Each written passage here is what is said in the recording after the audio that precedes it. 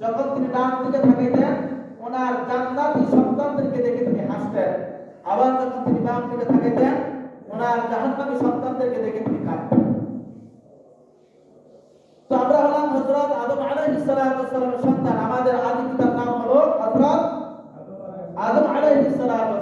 আমাদের আদি পিতার নাম কি? হযরত আদম আলাইহিস সালাম।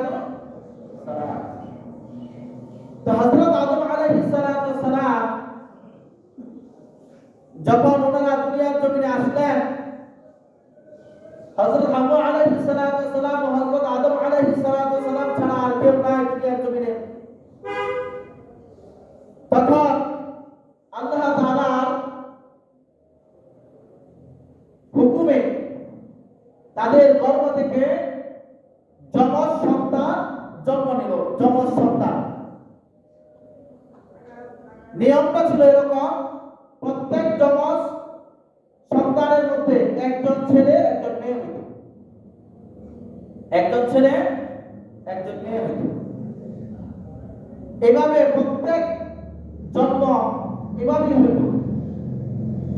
তো ঘটনাক্রমে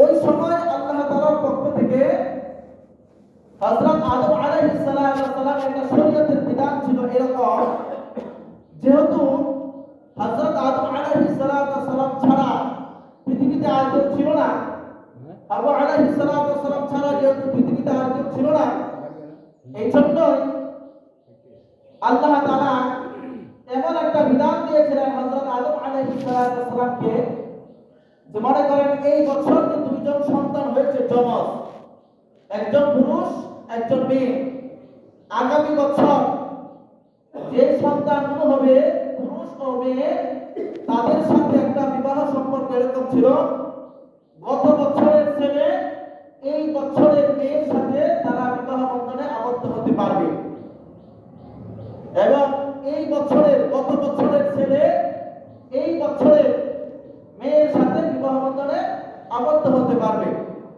যমজ যে দুইজন হয়েছে তারা পরস্পর ভাই হিসাবে গণ্য হবে, এরকম ছিল।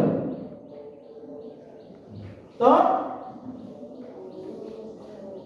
2 বছর যে সন্তানাদি হয়েছে তাদের মধ্যে 2জন ছেলে ছিল 2জন মেয়ে ছিল। এক সন্তানের নাম ছিল হাবিল আর এক সন্তানের নাম ছিল কাবিল। এটা আমরা জানি, প্রসিদ্ধ নাম হাবিল ও কাবিল। তো হাবিল আর কাবিল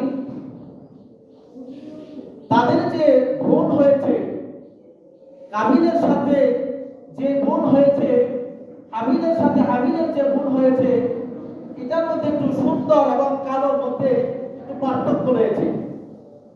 তো কাবিলের সাথে যে বোন হয়েছে সেই বোনটা ছিল অত্যন্ত সুন্দরী, আর হাবিলের সাথে যে বোন হয়েছিল হাবিলের সেটা ছিল কালো। কিন্তু শরীয়তের বিধান ছিল, আল্লাহ তাআলার পক্ষ থেকে যে বিধান ছিল, যে এক প্রথম কন্যা সন্তান দ্বিতীয় বছরের ছেলে সন্তানের সাথে বিবাহ বন্ধনে আবদ্ধ হতে পারবে। কিন্তু তাদের মাঝে এমন একটা বিশৃঙ্খলা দেখা দিল যে কাবিল তার ভাইকে যে মেয়েটা জুটে সেটা হচ্ছে কালো, এজন্য কাবিল তাকে বিবাহ করবে না। বিবাহ কি করবে না? করবে না। এখন কথা হলো, কাবিল যে করবে না এটা কি তার মত মতো হবে নাকি আল্লাহ তাআলার পক্ষ থেকে যে বিধান দেওয়া হয়েছে সেই বিধানই মানতে হবে? আল্লাহ তাআলার পক্ষ থেকে যে বিধান আছে সেই বিধানই মানতে হবে। আল্লাহ তাআলার বিধান ছাড়া যদি অন্য কোনো বিধান, অন্যত বিধান যদি কেউ পালন করে তাহলে সেটা আল্লাহ তাআলার কাছে কি হবে না? গ্রহণযোগ্য হবে না। এই জন্যই তাদের ভাইয়ের মধ্যে একটা সমস্যা হয়ে যায়, গ্যাঞ্জাম হয়ে যায়। এক পর্যায়ে গিয়ে যখন হযরত আদম আলাইহিস সালাম এটা বারবার মীমাংসা করার জন্য গিয়েছেন, কিন্তু তারা মীমাংসার মধ্যে আসে না, তখন হযরত আদম আলাইহিস সালাম কে আল্লাহ তাআলা জানিয়ে দিলেন তাদেরকে বলা তারা যেন কুরবানি করে। কি করে? কুরবানি করে। এই যে কুরবানি, তখন হযরত আদম আলাইহিস সালাম তাদেরকে কুরবানির কথা বললেন যে তোমরা কি করো? কুরবানি করো। ওই সময় কুরবানির একটা সিস্টেম ছিল, আল্লাহ তাআলা যা কুরবানিকে পছন্দ করবেন, যার কুরবানি কবুল করবেন, হ্যাঁ, সেই কুরবানি আসমান থেকে আগুন এসে তাকে জ্বালিয়ে দিবে। তাহলে বুঝে যাবে যে তার কুরবানি কি হয়েছে, কবুল হয়েছে। এখন আমরা যে কুরবানি করি, আমাদের কুরবানি গোশত, আমাদের কুরবানির রক্ত, আমাদের কুরবানির হাড্ডি, চামড়া, শিং, এগুলো তো কিছু এসে আগুনে জ্বালায় দেয় না। কুরবানি কি, আমাদের কুরবানি হচ্ছে কি, এটা পরে ইতিহাস জানবো। হযরত ইব্রাহিম আলাইহিস সালামের সাথে আমাদের কুরবানির আমার সম্পর্ক রয়েছে। তো হযরত আদম আলাইহিস সালাম যখন তার দুই সন্তানকে বললেন যে তোমরা কি করো, কুরবানি করো, তখন তারা কুরবানি করলো। একজনের কুরবানি কবুল হলো, অপরজনের কুরবানি কবুল হলো না। এই বিষয়টাই আল্লাহ তাআলা কুরআনের মধ্যে কিভাবে বলে শুনেন। আল্লাহ তাআলা পবিত্র কুরআনুল কারীমের মধ্যে বলেন, ওয়াতলু আলাইহিম নাবা আবনাই আদম বিল হক ইয ক্বাররাবা কুরবানান ফাতুকবিলা মিন আহাদিহিমা ওয়া লাম তাকাব্বাল মিনাল আখার ক্বালা লা আকতুলান্নাক ক্বালা ইন্নামা ইয়াতাকাব্বালু আল্লাহু মিনাল মুত্তাকিন। এই ঘটনাটাই আল্লাহ তাআলা পবিত্র কালামুল্লাহ শরীফের মধ্যে সূরাতুল মাঈদার মধ্যে 27 নম্বর আয়াতের মধ্যে 27, 28, 29, 30 কয়েকটা আয়াতের মধ্যে এই ঘটনাটা উল্লেখ করেছেন। এই ঘটনাটা আল্লাহ রাসূল সাল্লাল্লাহু আলাইহি ওয়াসাল্লামকে আল্লাহ তাআলা জানিয়ে দিলেন, হে নবী, আপনি আপনার উম্মতকে জানিয়ে দিন। কি জানিয়ে দিবেন?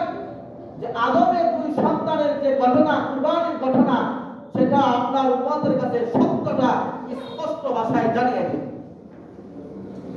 আল্লাহ তাআলা বলেন, ওয়াতলু আলাইহিম নাবা আবনাই আদম বিল হক। আল্লাহ তাআলা বলেন নবীকে, হে নবী, আপনি আদমের দুই সন্তানের যে ঘটনা, কুরবানির যে ঘটনা, সেটা আপনি তাদেরকে কি করেন, জানিয়ে দিন। ইয ক্বাররাবা কুরবানান ফাতুকবিলা মিন আহাদিহিমা ওয়া লাম তাকাব্বাল মিনাল আখার। যখন আল্লাহ রাসূল সাল্লাল্লাহু আলাইহি ওয়াসাল্লাম সাহাবায়ে কেরামদেরকে জানাইলেন এবং ইয ক্বাররাবা কুরবানান, যখন তারা উভয়েই কুরবানি করেছিল। উভয়ে কারা কুরবানি করেছিল? হাবিল আর কাবিল। বলেন, কে কুরবানি করেছিল? হাবিল আর কাবিল দুইজনে। ইয ক্বাররাবা কুরবানান, যখন তারা উভয়েই কুরবানি করেছিল, ফাতুকবিলা মিন আহাদিহিমা, আল্লাহ তাআলা একজনের কুরবানিকে কবুল করলেন। কুরবানি করতে কয়জন? বলেন কয়জন? কয়জন? দুইজন। কবুল করতে কয়জন? একজন। ওয়া লাম তাকাব্বাল মিনাল আখার,